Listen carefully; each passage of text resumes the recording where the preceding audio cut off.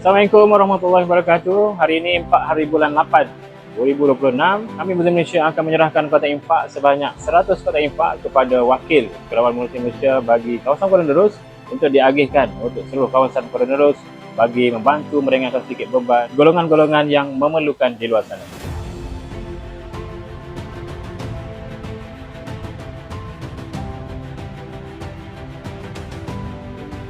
Alhamdulillah, terima kasih. Hari ini telah sampai 100 kotak makanan daripada Muslim Malaysia untuk kami sukarelawan di Kuala Nerus ini agihkan kepada masyarakat di Dom Buloh Gading.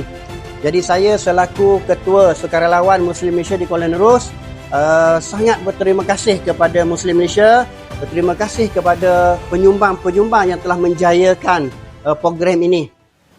Alhamdulillah, 100 kotak infak telah selesai kita serahkan kepada Ketua Sukarelawan Muslim Malaysia bagi kawasan Kuala Nerus untuk diagih-agihkan kepada asnaf-asnaf yang memerlukan di kawasan Kuala Nerus.